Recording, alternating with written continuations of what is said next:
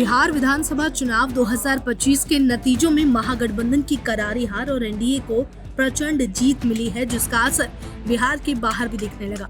विपक्ष की तरफ से चुनाव के परिणामों को लेकर प्रतिक्रिया सामने आई, जहां नतीजों को लेकर असंतुष्टि जताने के साथ बड़ा आरोप भी लगाया है।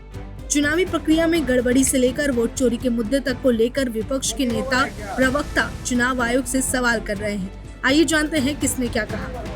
समाजवादी पार्टी के मुखिया और यूपी के पूर्व सीएम अखिलेश यादव ने चुनौती देते हुए कहा है कि जो खेल बिहार में खेला गया वो उत्तर प्रदेश में नहीं हो पाएगा।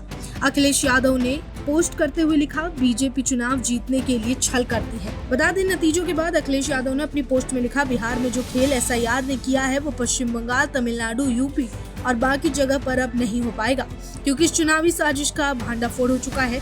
अब आगे हम ये खेल इनको नहीं खेलने देंगे। सीसीटीवी की तरह हमारा पीपीटीवी मतलब पीडीए प्रहरी चौकन्ना रहकर भाजपाई मंसूबों को नाकाम करेगा। भाजपा दल नहीं छल है। इसके अलावा सुनिए और किसने क्या कहा है। ठीक है, बिहार के जो चुनाव के परिणाम के जो नतीजे आ रहे हैं, जो रुझान देख रहे हैं, ये ईवीएम की सुनामी है। वास्तविक जो धरातल की स्थिति थी उससे कोसों दूर है और मैं डंके की चोट पे कहता हूं कि ये सुनामी बिहार के तकदीर में बड़ा ही भयावह होने वाला है और बिहार का भला भी भगवान ही करेंगे। बिहारी बाहर जाके पिटते हैं, बिहारी 2 जन की रोटी के लिए जिल्लत सहते हैं, लेकिन जो धरातल पर जो जन सैलाब था और मतों में तब्दील न होना, ये ईवीएम की सुनामी है और ये बात पहले ही से आशंका थी, वही हुआ है। मतगणना का कार्य चल रहा है। आपके समक्ष और आपके माध्यम से तमाम महागठबंधन के जो हमारे उम्मीदवार हैं अलग अलग इलाकों में, उनसे ये कहना चाहेंगे कि एक मनोवैज्ञानिक खेल भी चल रहा है। जो तमाम ओपनिंग हुई है उसका अगर सिलसिला आप देखें तो जाहिर तौर पर जो उनके जिसको कहते हैं मजबूत पक्ष वो खुले हैं। 5 से 7 राउंड एवरेज और अभी कम से कम अभी हमने गणना की कि 65 से 70 ऐसी सीटें हैं जहां 3 से 5 हजार का मार्जिन है, लेस देन दैट। इसलिए सबसे ये उम्मीद होगी तकरीबन 25 राउंड की गिनती होती है। आप डटे रहें और सुनिश्चित करें कि आखिरी राउंड तक जीत का प्रमाण पत्र लेकर के ही आप निकलें। यही आपके माध्यम से हम कहना चाह रहे हैं। इस तरह इस कदर स्लो है। अगर आप ईसी की वेबसाइट देखें, इसके लिए एक व्यक्ति जिम्मेदार है और ज्ञानेश कुमार जी, उसको बहुत बहुत बधाई, शुभकामना। 65 लाख वोट काटे, 16 लाख आवेदन आया और 21 लाख नाम जोड़ दिए, तो ये करिश्मा ज्ञानेश कुमार जी किए हैं। तो इसलिए पूरा श्रेय ज्ञानेश कुमार जी को जाता है, उनको बधाई और शुभकामनाएं। ये तो सीधा सीधा उदाहरण है।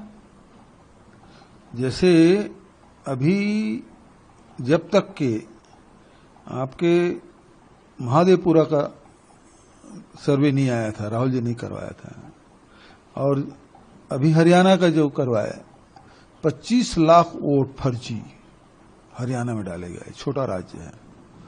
बिहार में 65 लाख वोट काट दिए गए बिना कारण बताए और आवेदन 16 लाख के आए और 21 लाख नाम जोड़े गए।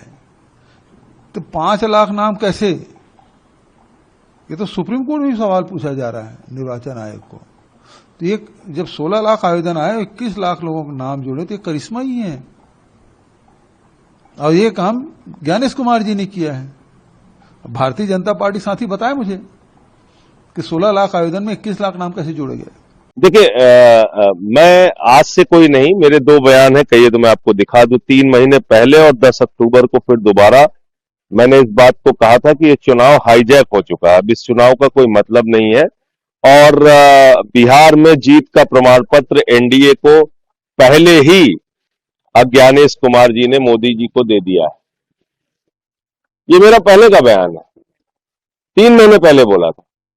80 लाख वोट जिस राज्य में काट दिए जाएंगे, जिस राज्य में 5 लाख वोट डुप्लीकेट बनेंगे, जिसमें 1 लाख वोट अता पता नहीं किसका है, उस राज्य के चुनाव परिणाम क्या होंगे? आप सहजता से इस बात को समझ सकते हैं।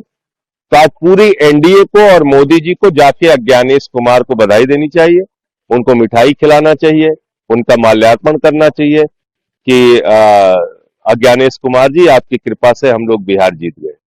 यही हुआ है। Look, it's a question of leading at the moment. Yes, they're leading by a rather large margin, but let's wait for the Election Commission to discuss and disclose the results.